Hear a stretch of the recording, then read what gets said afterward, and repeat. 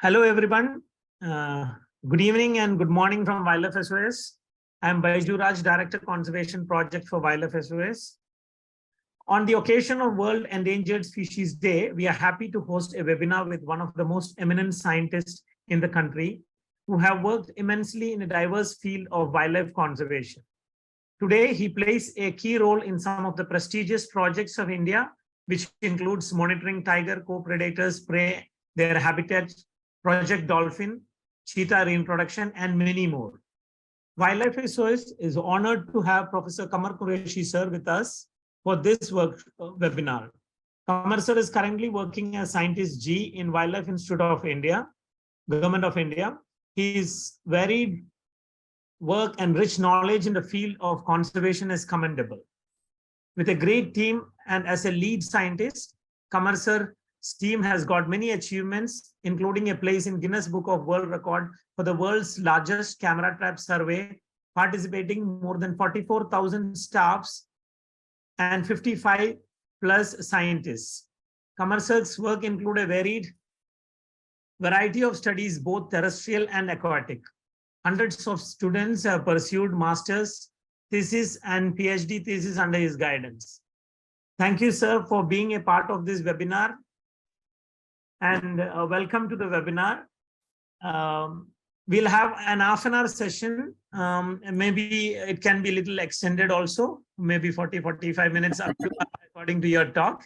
And there will be a small question-answer session. So over to you, sir. Thank you. Namaskar. Thank you, Baiju, for your introduction. And I thank everybody who joined this webinar. Thank you all. I'm going to start my presentation. I'm sharing my screen. Okay, you can see my full screen now. Yes, sir, we can. Okay, so I'm going to talk about future of endangered species in India. If you see these two pictures, most of us like these pictures, and conservation is a picture we paint in our head.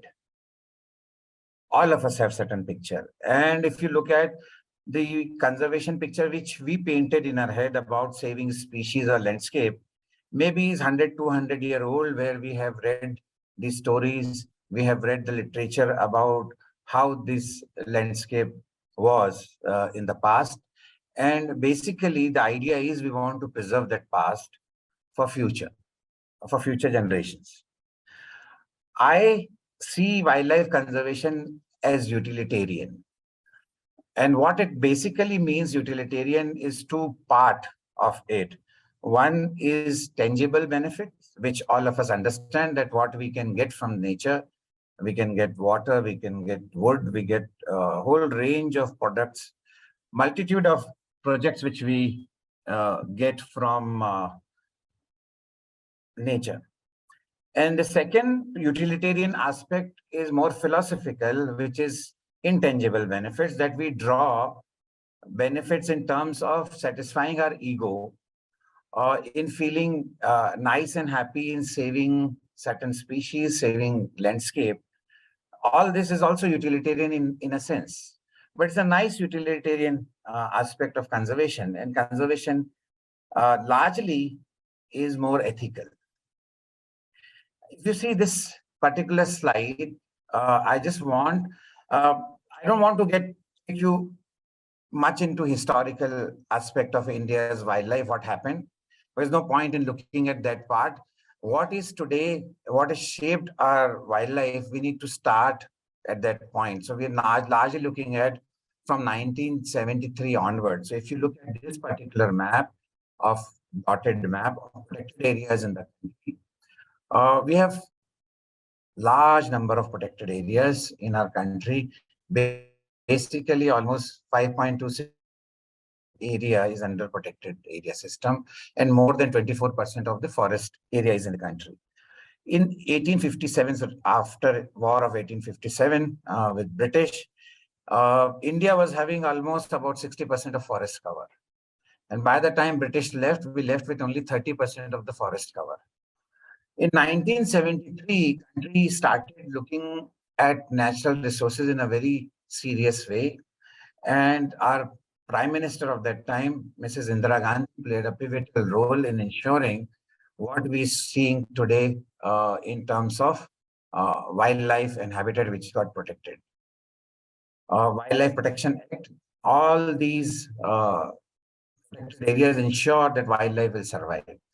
I just want to share one more part in 1973 when Project Tiger was declared. At that time, the then Minister, Mr. Patel, had said that I hope that the protected areas and tiger reserves of this country will not become glorified safari parks in future. It looks like more of a prophecy because as we're seeing in India and world over, many of these parks are literally becoming safari parks where most of our wildlife is only largely confined to death. One of the scenario is on the right side, which map which you're looking at. We almost lost more than 15,000 square kilometer of forest since independence. It's a very large, swath of forest which we lost. Another challenge. So what I'm going to talk about some of this, the create a scenario, and on this template, then we'll discuss the species conservation. If you look at all these, districts which are in blue color, hatched areas, these are the poorest districts of the country and also wildlife rich area of the country.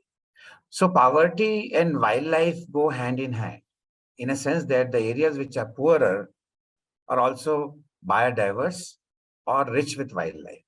Now that's the major challenge we have for politicians, for decision makers, and even conservationists, how to actually deal with the issue of ensuring better life of our people and also making sure that conservation will happen and we're able to protect our biodiversity.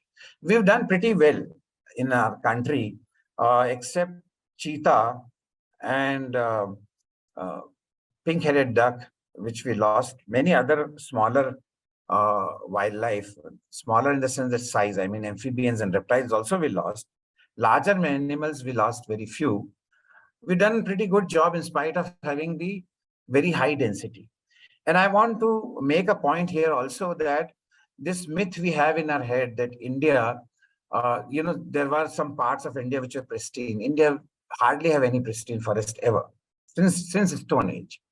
Our forests were always people. People were living in our forests. That's a different thing. Some swaths of forest will not be having people in them, but we always, so our area is peopled forest. Poverty is declining, but not at the rate which we like it to decline.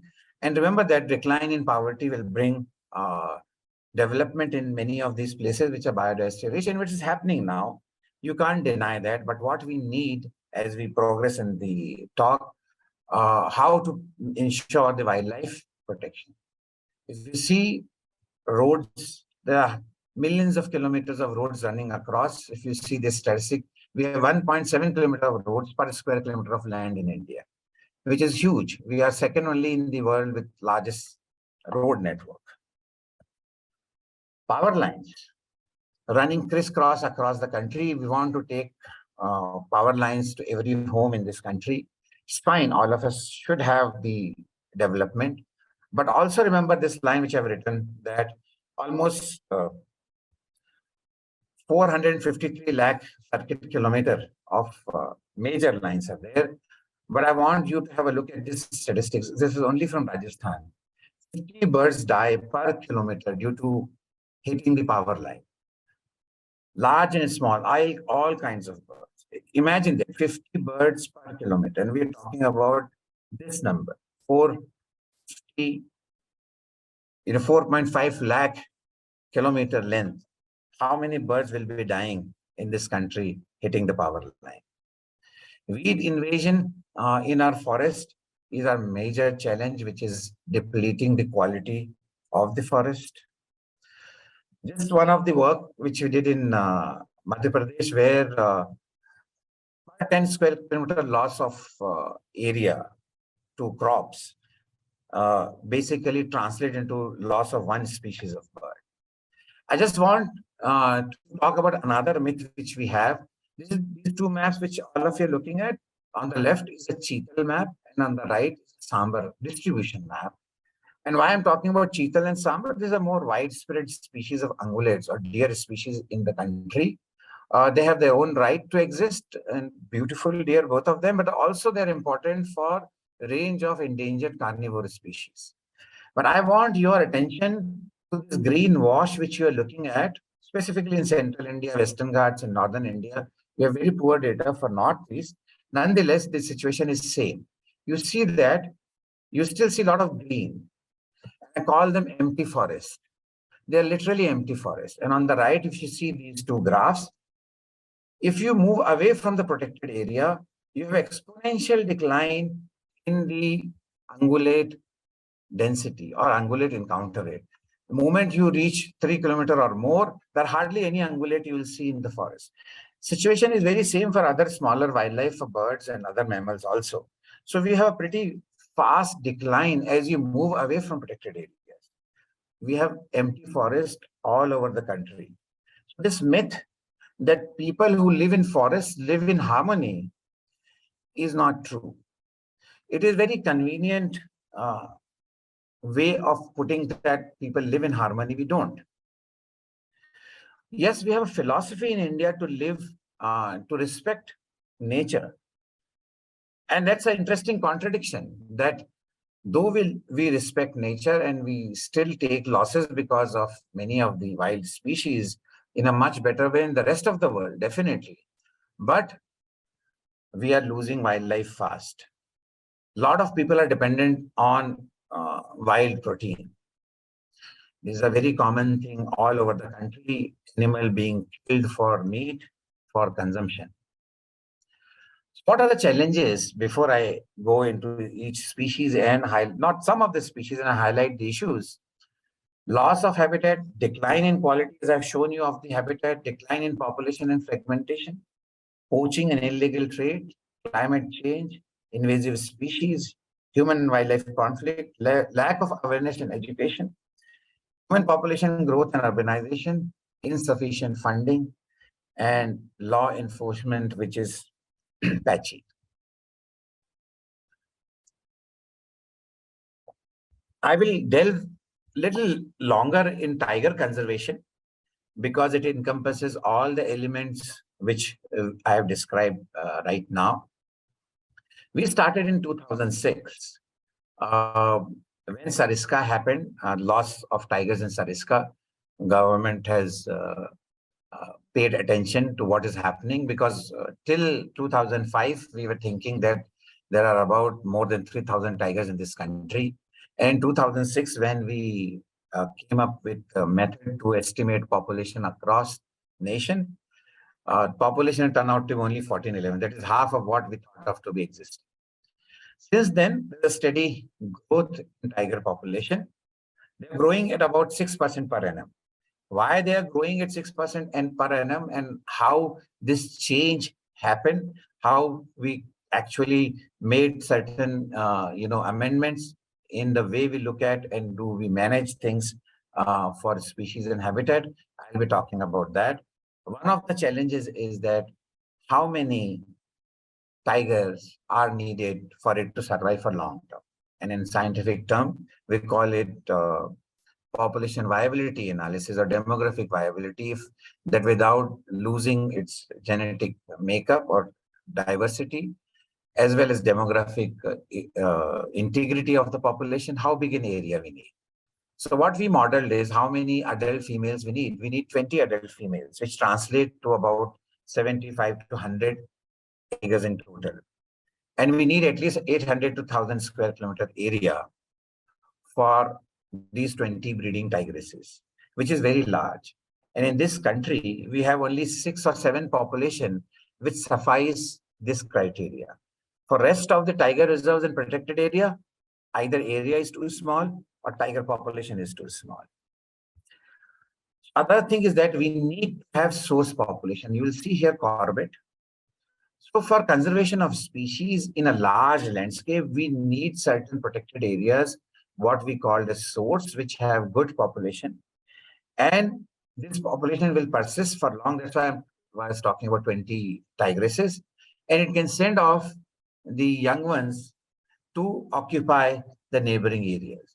So source population is very important, and nation was actually able to protect the source population, and turnaround of this tiger happened because we able to manage to protect source population across the landscapes. If you don't have source population, then what you should do? You connect these protected areas by corridors. And I'll just show you another slide. This is Central India. Some of you might be aware, but so I'll just take the name because of that.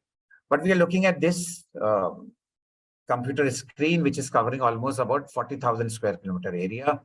And these are various tiger reserves of protected area, and the different colors indicate the different tiger populations. These are the corridors which we mapped. When we mapped these corridors, our challenge was that the decision makers asked that already you have tiger reserves, protected areas, and now you came up with the corridors. They are also important, and these need to be also protected. How a country like ours, which need development, can afford that? And how you can prove that something like these corridors are useful? Then we did genetic analysis in this area. My colleagues have worked in this part. What we looked at is these are the road network, only major road networks. What you're looking at these tigers, colors means the Tatoba tiger has gone to Kana, Kana tiger has gone to Pench, and so on and so forth. The color means that they're traveling from each other. So corridors do work, corridors do function. And it is very important to connect them, not only for tigers, not only for elephants and these big animals, but there are studies done even on orchids and other epiphytes that and many plant species, that for them to survive and to have their viable population, corridors play a far important role for seed to disperse through these connected corridors of forests. Small isolated population are always threatened to get extinct, and Sariska, the story I was telling you, they got poached. But even before poaching actually happened in this area, this population was in decline. So isolated populations are bound to decline, and many places now left without any. There is no connectivity between Sariska and Ranthambore. This is a Ranthambore Park in Western India, which also have a good population, but there is no connectivity between them. How we can connect them? There is no way possible these two to be connected. So we can artificially move animals between these two areas. So one of the management option is to do that with this and maybe many other species. Coming to just to show you how the tigers are distributed, you'll see the tiger distribution across the country is pretty patchy. The 5 areas I was talking about is this is the Corbett over here. We have Kaziranga in Northeast. We have Sundarban in West Bengal. We have Kana, Adoba in Central India, which are almost connected in the large meta population. We have parks here, Nagarhole, Bandipur, Madhumalai, Wayanad, Tamil Nadu, Kerala, Karnataka. This is the largest population of the world. Look at almost 600 tigers were existing in 2018 in this area. So all these red areas which you see are the population which can survive on their own. How many tigers India can support? Our estimate, if we able to get areas improved in Odisha, Chhattisgarh, Jharkhand, this part, the northern Western Ghats, and the parts of Arunachal and Mizoram, Meghalaya, probably we can afford 1,000 more tigers. So 5,000 max tigers, India have a capability to actually have carrying capacity, both ecological and social carrying. What social carrying capacity, I mean that people's tolerance. A lot of people are talking that we can have 10,000 tigers or 15,000 tigers. We don't have, all the forests are people. It's not possible. And the coexistence of large carnivore and people is not possible. They can coexist, co-occur, but they can't coexist. Leopard population, only part of India, about 70% of India we estimated, because desert and Himalayas we've not done. So our estimate is about 13,000 leopards exist in this country. They are doing pretty well. And the leopards are pretty well connected genetically in comparison to tiger. Tiger is very fragmented, and genetically also there are different populations, but leopard is pretty well connected and doing very well. And also in species in conflict. We see this is the data we have from Kerala. All this area, what you're seeing is the leopard distribution, and you'll see leopard hotspots where the population is good. But the conflict is in the areas where there are human interfaces. There are coffee plantation, tea plantation, agriculture, and there are areas where this leopard exists outside protected area, but they have connectivity with the protected areas. So it's one of the species which is major in conflict.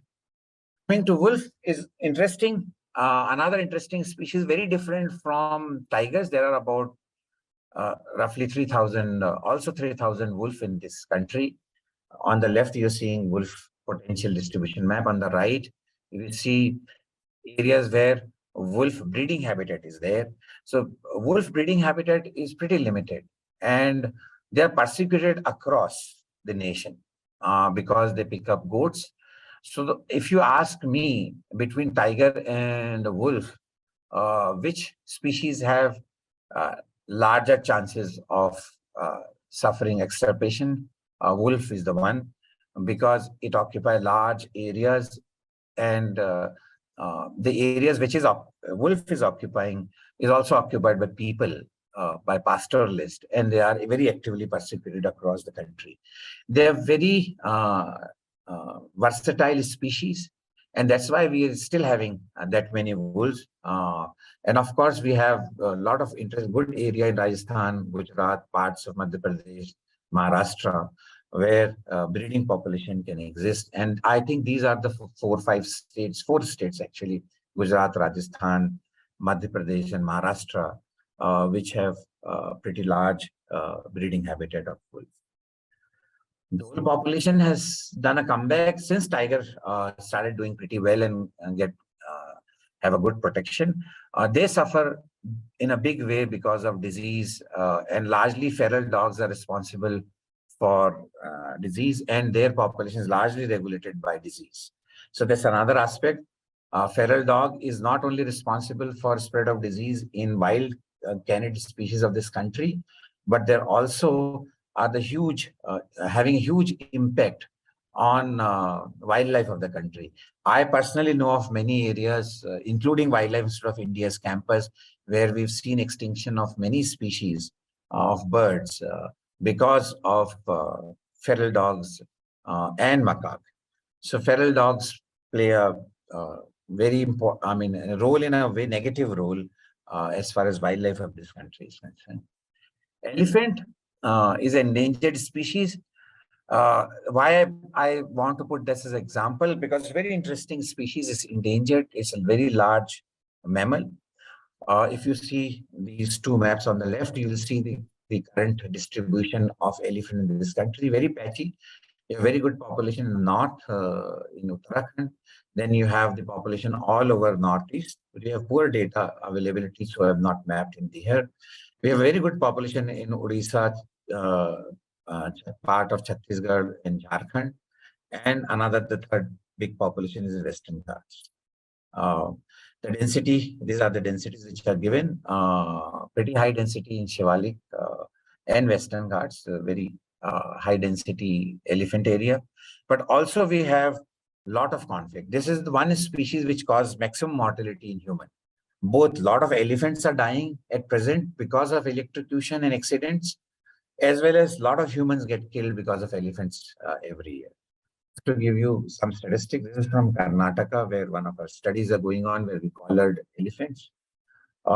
If you look at almost 35,000 cases are recorded, 28 crore rupees per annum are actually paid by Karnataka Forest Department. So it's a huge amount of investment done by government to pay as compensation for. This is only for one species. The compensation is paid for many species. I'll be talking about elephant and some other species in conflict in a while, but elephant is in areas where elephant populations are isolated and are in conflict. One can use immunocontraception for temporary control of populations so that it can reduce the impact on humans. But this is not for forested. I'm not talking about in forest areas. I'm talking about those species, patchy, fragmented forest where the population is huge or not huge, large, and they are in conflict. Population management need to be done for these species. There's a huge conflict. Again, this is the distribution of elephants in Kerala, and you can see hotspots of conflict. It's huge. So, big conflict in Western Ghats, both in Tamil Nadu, Kerala, Karnataka. Another example, interesting in a sense that this species is protected because of religious reasons, but across the country is in northern part specifically is rhesus macaque, and you have bonnet in southern India, and Assamese macaque in northeast.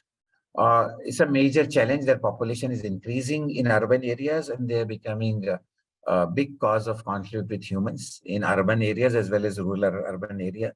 In Himachal Pradesh, I remember that at one point of time, the conflict was so much, we were called over there and people have gherawed us, including the minister and the bureaucrats.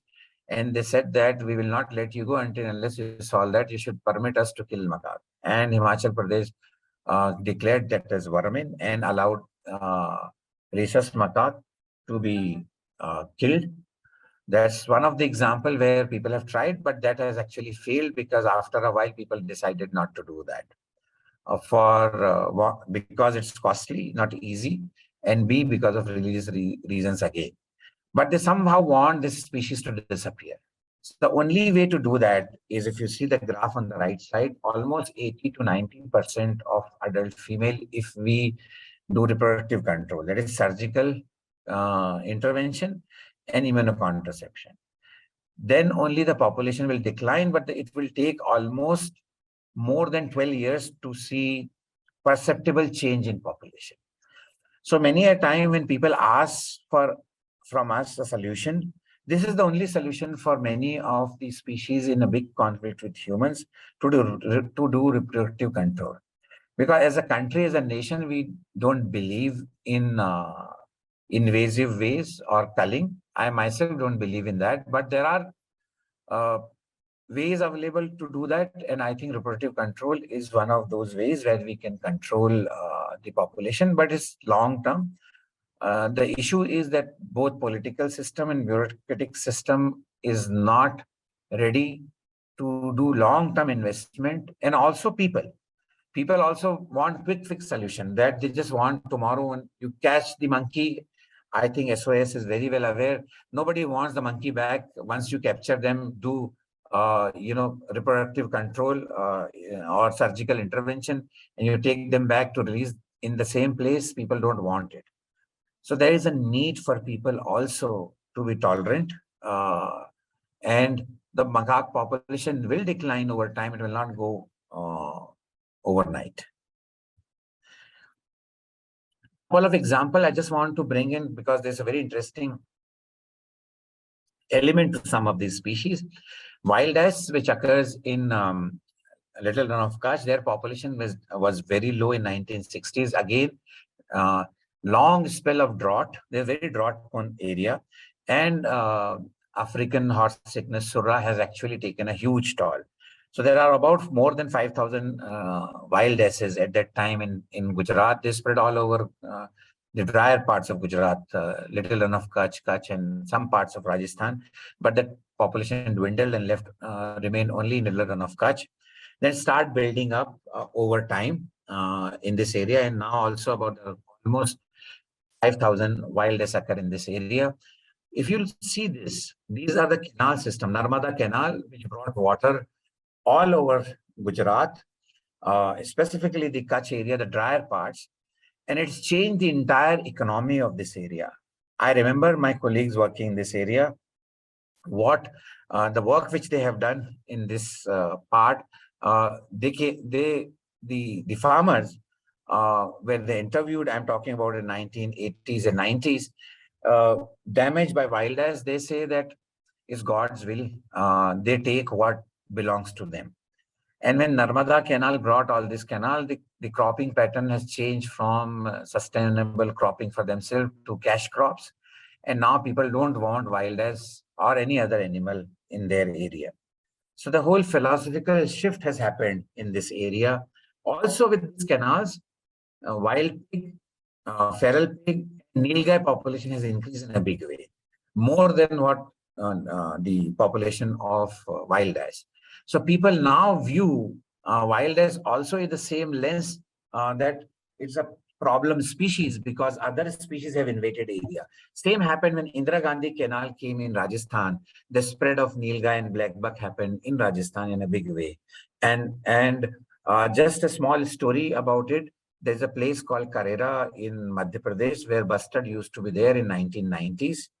And I've seen the bustard become extinct because the government has declared it's a sanctuary um, of that area. And people become completely against bustard because they lost the right. This completely private land, which was declared as sanctuary for protecting bustard. Well, I'll be talking about that part in a while. Just take few more minutes to wrap up, but just I want you to look at these 5 species. What you're looking here, this is a very beautiful bird. This is also a bustard family. This is Bengal florican. This is Barasingha or swamp deer, rhino, wild buffalo, and this is hispid hare. These 5 species are dependent on grasslands. And these grasslands are dependent on rivers and river flooding. I'll just show you 3 slides and show you how the river flooding will happen. You see, this is area of northern Tarai. Some of you who know about it, this is Dudhwa Tiger Reserve. This part, all this, the northern part, I don't know whether you'll see the cursor of mine. The northern part, this is all is Nepal. Below the river and along the river, this is the India part. This is 1972, when Green Revolution is shaping up in the country. You see, this is the Sharda River, wild as possible. And the river play a very important role both in Brahmaputra, I'm talking about in Assam, and Ganga or its tributary in the north. The flood plays a role of a Shiva, the creator and destroyer. So it creates the grasslands by destroying the forest. And this expansion and reduction of the landscape when it's natural was creating these grasslands in this area, as well as in Brahmaputra. The Kaziranga, all of you aware that a lot of floods, every few years flood will happen, devastating flood happen, kill a lot of wildlife and humans, and we've trained our rivers. So next slide, I'll show you what happened in 1976. We trained our rivers. We occupied most of these areas for sugarcane and paddy plantation. So within 4 years, the Green Revolution has changed this entire landscape. So we humans are very capable of dramatically changing landscape. And then what will happen to these 3 or 5 species which I've shown you? This is about 2014. Whatever is remaining is also taken care of. So these 4 species, rhino, buffalo, Bengal florican, and hispid hare, as well as the 6th one, which is almost on the verge of extinction, is pygmy hog, is almost on verge of extinction because the grasslands are changing. The flood which is created, these grasslands are no more flooding the way it should be. So that's a big and huge challenge for us. What to do? As scientists, researchers, as a manager, how you create grasslands, the same flooding pattern. It's a very difficult process, and the climate change scenarios will also create things in future like this. So it's a huge challenge for us when climate change will happen. This is a man-made, but climate change will also play something like that.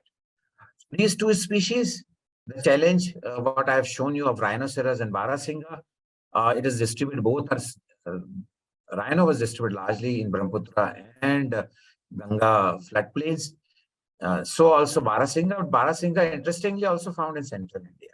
My hypothesis is that Barasingha in central India is largely found because of shifting cultivation practice hundreds of years back, and they found their way through shifting cultivation and along the river courses in central India, and they occupied large swath of area, and they got extinct in most of the area except the northern Barasingha is surviving in few places in Uttarakhand and Uttar Pradesh. And the eastern Barasingha subspecies is only found in Kaziranga. Address this problem of declining population and occupancy. The government of Assam has introduced them into Manas very successfully with the help of other NGOs. The UP, Uttar Pradesh, the distribution is good, but the protection has helped them. And Madhya Pradesh has recently, in last few years, introduced them in Satpura and also in Bandhavgarh, and they have other plans to expand the range. So it is very successful. So the Barasingha, Central Indian Barasingha, which was on the brink of extinction, got the lease of life by putting in many of them in enclosure, predator-proof enclosures, which saved them, and then expanding the range in reintroduction in 2 places. Same is happening in Assam. So this species is largely saved by human intervention by raising them in more protected environment and reintroduction in few places. Rhino population is always suffered the same fate. Very small viable populations were only left in Kaziranga and Chitwan. Then later, both Nepal and India, specifically in Assam, has spread all over. They have introduced rhino in Manas because they got extinct because of insurgency incidences in Manas. And now they're reintroduced in many other places.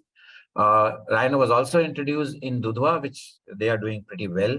And Valmiki is now planning to reintroduce rhino. So reintroduction is a very interesting tool for saving species. And I'm not talking about only large species.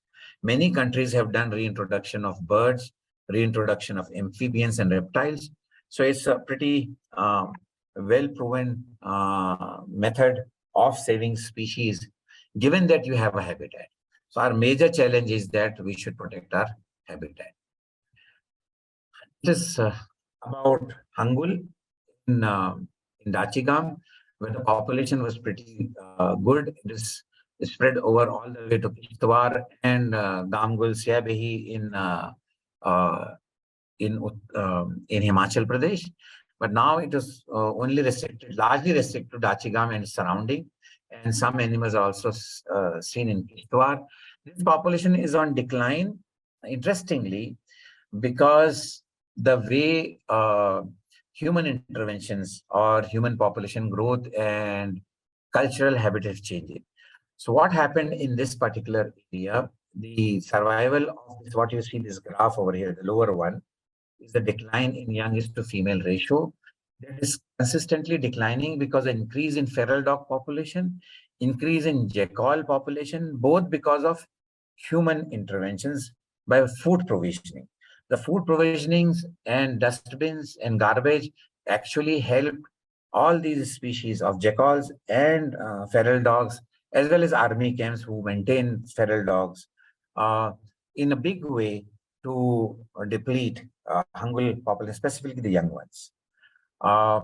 And also, the department was catching leopards and black bears and bringing them and introducing or releasing over here, which is pretty a bad practice to do that. Maharashtra also has done the same thing. Many people do that. They capture leopard and other animal and release them in nearby forest.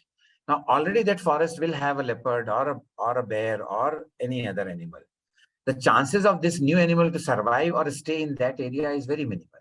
So what you basically do when you move problem animals from one area to another area, you basically spread the problem to new areas.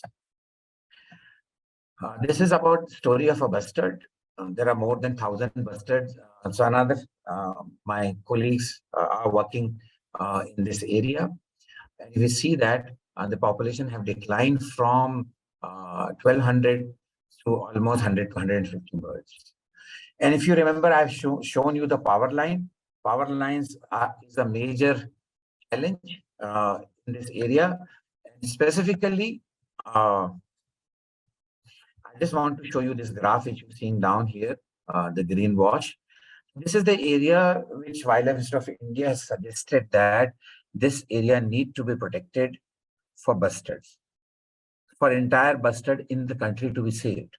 Because largest population is surviving. The bustard from Gujarat is on the verge of extinction. Maharashtra is also verge of extinction. So also Karnataka. From Andhra, the sporadic reports are almost gone from there.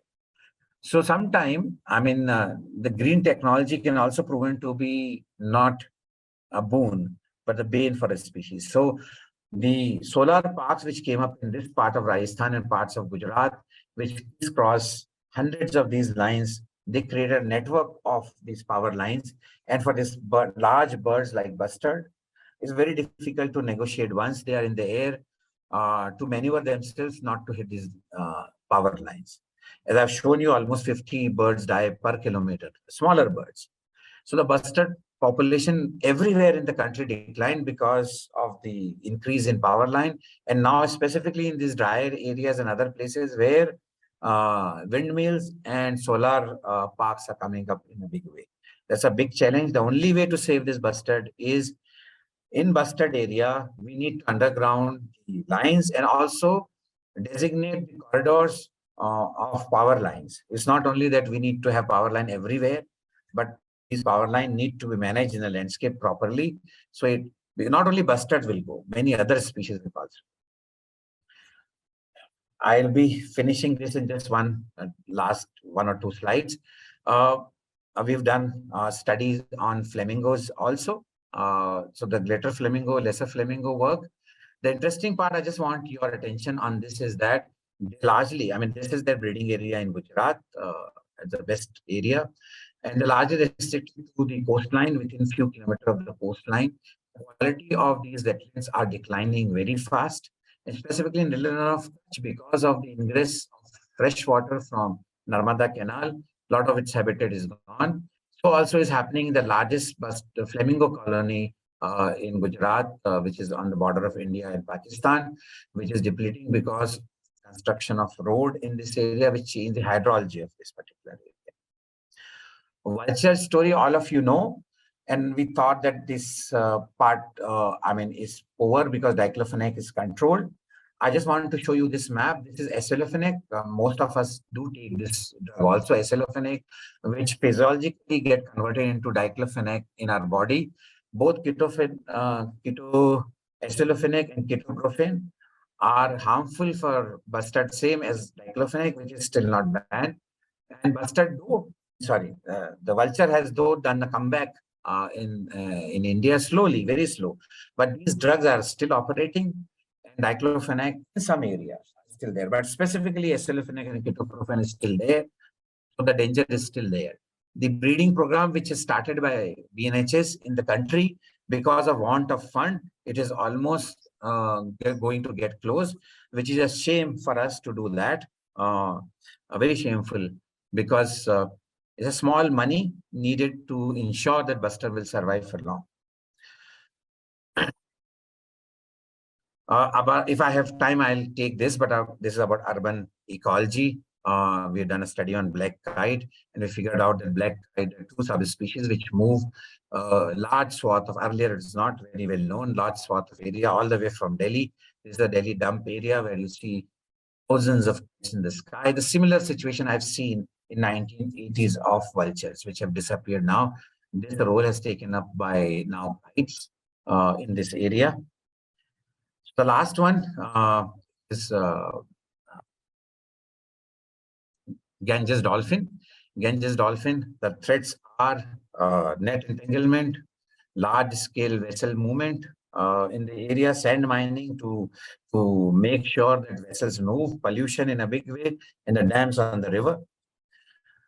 Their distribution has actually declined almost by more than 60% in the area, largely from tributaries. If you see the tributaries, most extinction happened because of the flow of water have declined in this area of tributaries. Now, hundreds of dams are there in this area, and many hundreds are planned all over Nepal, Bhutan, parts of India, Uttarakhand. And it will over time deplete the water flow. I want your attention on this map lower down. If you see that between Narora to Kanpur, what we call cold spot, the water depth is very low, almost 2 meters. You can walk through Ganga except during rainy season. So dolphins can't survive, except few pools are there where dolphins are surviving. So Ganges dolphin, the major threat is water flow, and fresh water is a huge requirement, both potable water as well as for agriculture. The other problem was net entanglement. They're getting entangled in the net. So we came up with this device with the help of colleagues from Australia and other places where they're using in marine environment. We adopted the same thing, changed the frequency of that, and found that most of the dolphins avoid those nets, which are, we call these instruments are called pingers. They avoid pinger nets. And so the chances of these dolphins getting entangled do reduce.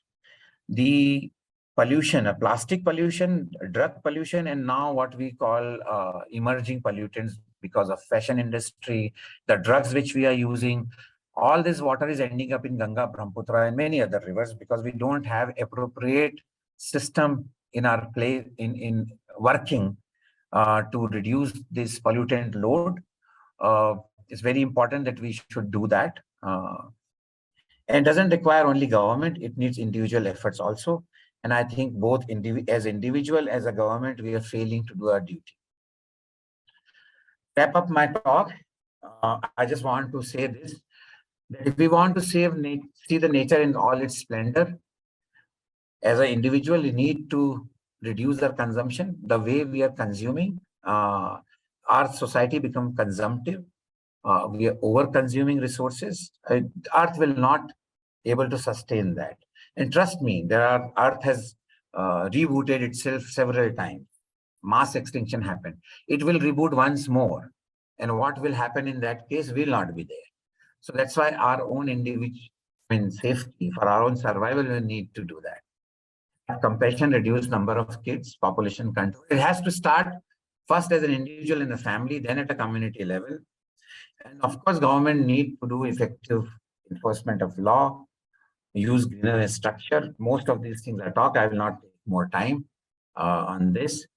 And say thank you. Before that, I need to acknowledge many people whose work and who are the partner on this.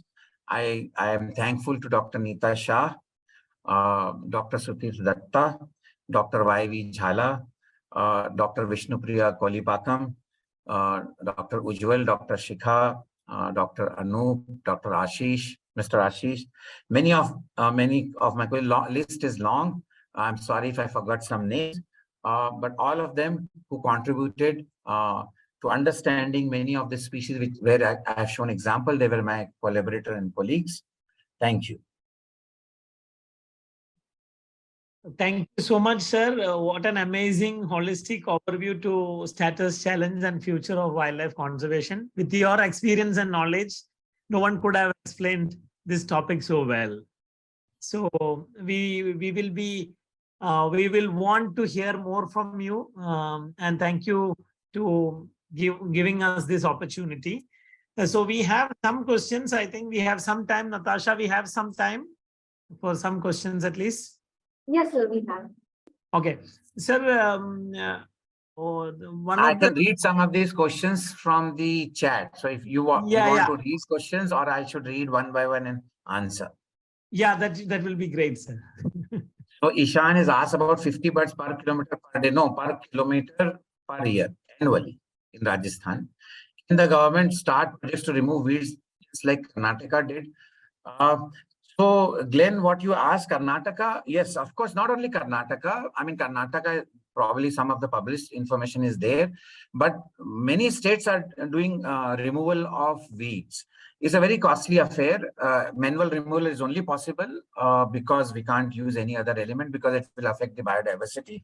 So many states are doing. It's a very, very costly affair, and Government of India has now very recently has formed a committee to look into it, and they are looking at how we can remove that and use it commercially also, so that some amount can be gained from commercial use of these weed, both as an energy source or some other alternative ways of making furnitures or energy sources, like converting them for using them as fuels and things like that.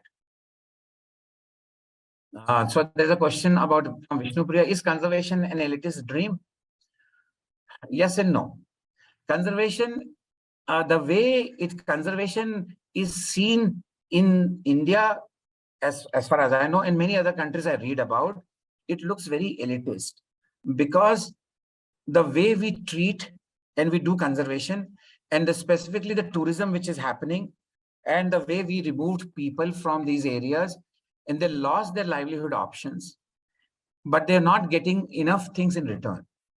So I think that a lot of harm is being done by a lot of romantic conservationists, where they forget that majority of the people who suffer from conflict with wildlife are those who denied the access to natural resources, are living in these forested areas as well as in close to protected areas. But why it is not elitist, I tell you, yes, elitist democracy is needed. It is elitist dream, because if you people are like all other animals, there is no difference. I have not seen, because the way animals use their habitat, they don't do any rational judgment. I have to stop eating now, we stop growing our population because it is destroying habitat. It doesn't happen. Their population will crash and destroy. Human population used to happen historically same way. It happened in some countries in the world still, when we overuse our resources and there's a drought, a lot of people die. But now, because of our cultural development, all these things are not happening, and we are artificially maintaining our population. So if we really want to save ourselves, I don't think so it's an elitist dream, but yes, it is an elitist decision-making process, because most of the people will not agree not to use resources. And there you have to enforce that some people have to part with things. But yes, we need to do equitable distribution of our economy, which is a challenge. It's not an easy answer. Jagdish has talked about wolf sanctuaries or conservation. Of course, as I've told you, wolf is suffering very badly. There is Chinmay who's talked about. No, there is no plan like that. We've published some of this information on wolf. And yes, we definitely need an action plan for wolf. It's not there for wolf. And for some reason, as I've told you, people don't, tiger, lion, cheetah, elephant, these species take, I mean, the better poster boy, poster girl than wolf is in a common perception. Unfortunate, but wolf need strategy. Macaque species being discussed, or I talked about rhesus macaque, as I told you, bonnet macaque, same way in bonnet macaque in southern India, and Assamese macaque in eastern India. Rhesus macaque population has to be controlled. The way the population is increasing, this species and many other species like nilgai, rhesus macaque, wild pig, their population is increasing at a trajectory where there is a social carrying capacity. They're beyond ecological and social carrying capacity, both beyond the tolerance of humans also. Even the people who are religious, I know they don't want rhesus macaques. They want to get rid of them. They don't worry. They want government to get rid of them. Easy way to get rid of their sins, but everybody wants rhesus to go. And the only way we came up, my colleagues, is that we need to do reproductive control. And as I've told you, that society as well as government has to do this on a long-term basis. Immunocontraceptive is very, as Pratyakalan Kalan has asked, is a very costly method. We're not suggesting that use everywhere. What we're suggesting, use surgical intervention in urban area, rural area. In areas which are forested habitat, natural habitat of macaque, they are in interface with rural areas. There you can use immunocontraceptive because you can't do surgical intervention over there. But rest of the places, one should do 80 to 90% surgical intervention, leaving behind some macaques, because we should not also make these species disappear from our landscape, because it has a cultural value too. Everybody wants them to disappear, trust me. But I believe that some of them should survive because they do connect us with nature. Reintroduction, do they have any negative effect on already existing fauna? Reintroduction, we are talking about Lakshmi, because the species have gone. So they don't have negative impact on existing fauna. But yes, there will be a change in whole dynamics, because what we say, the cascading effect will be there. For example, if tiger, we have seen that when tiger got extinct, leopard population has built up in an area. The moment we got the tiger back in both Sariska and Panna, leopard population has declined drastically, but because they moved out from that area. And when the tiger got extinct, they came in from the neighboring areas. So yes, and the psychology, I mean, the psychological process which happened, but I don't think so it will have a negative impact on system. Do we reintroduce flora? Yes, of course. Many species of plants are disappearing from this planet, and we should do all our effort to do reintroduction of plants. Of course, yes. Joanna, how successful using porcine zonal parasite vaccine on Indian elephants are side effects? So it's in very early stages of use. So a lot of, I think you are aware of the African examples. From long-term example is only available from there. We'll be in a position to talk about this in a couple of years time, but I mean, you are aware of that. African experience do indicate that there are not much negative effect, but a lot of work still need to be done, because that's the only, I feel, ethical way to control elephant population which are in conflict. I don't believe in culling, and so I think even if you have some side effects, we don't know of, even long-term monitoring, whichever monitoring happened in Africa, there's not much in that. Lameness actually not because of that. Of course, some other side effects, behavioral side effects are there, but not much. But long-term use of this reduce their reproductive capability. But anyway, we want to reduce their population. But I can't comment much because we need long-term study on this. How can conflict between Jagdi sloth bears and human can be prevented? Very difficult. The only way you can do that is by educating people to use habitat and be vigilant. A lot of these things happen because of accidents, and there's a cultural issues, and to change, bring that change in cultural context, as well as poverty, their dependence on NTFP, non-timber forest produce, and wood.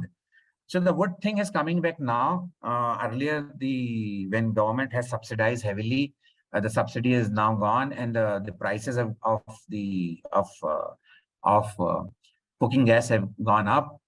People have again started using wood in a big way. So yes, by controlling the movement of people, that is the only way. And same thing by reproductive control over time, if their population will increase in certain areas and not manageable. Babu Saddam has asked, forest fire plays a vital role in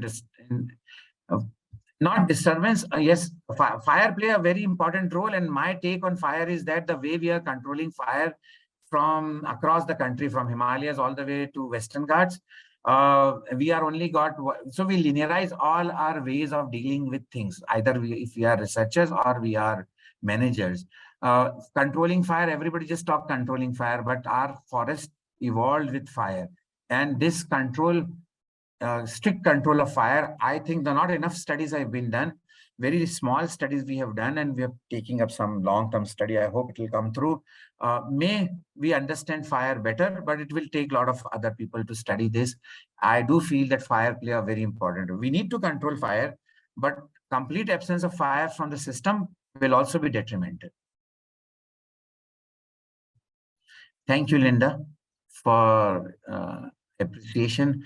Sairam, could you please tell me more about the fifth animal? Yeah, the fifth animal I told is about pygmy hog. It's almost on its way to extinction, thanks to NGOs and many of other colleagues I know of who are working in this area. Sorry, just skip the name. Gautam Narayan and his team, who are working hard in Assam to reintroduce pygmy hog. Not very successful. There, the burning of grassland is, I call them pyromaniacs in both in Ganga and Brahmaputra floodplain. They want to burn every blade of grass, which is detrimental for wildlife over there. That kind of burning, we suggested, is not good. So when I'm telling fire might not necessarily be good for everywhere. Anonymous, with the insight of the problem, what do you think is the solution? Sorry, go ahead. There are many questions, I think. Yeah, the time is up. We are a bit pressed for time. Yeah. How about we do this? We answer the questions via mail. Sure. We can do that. I think that's better because the time is up. Also, Yes. yeah, anything else you have? Otherwise, I'll say.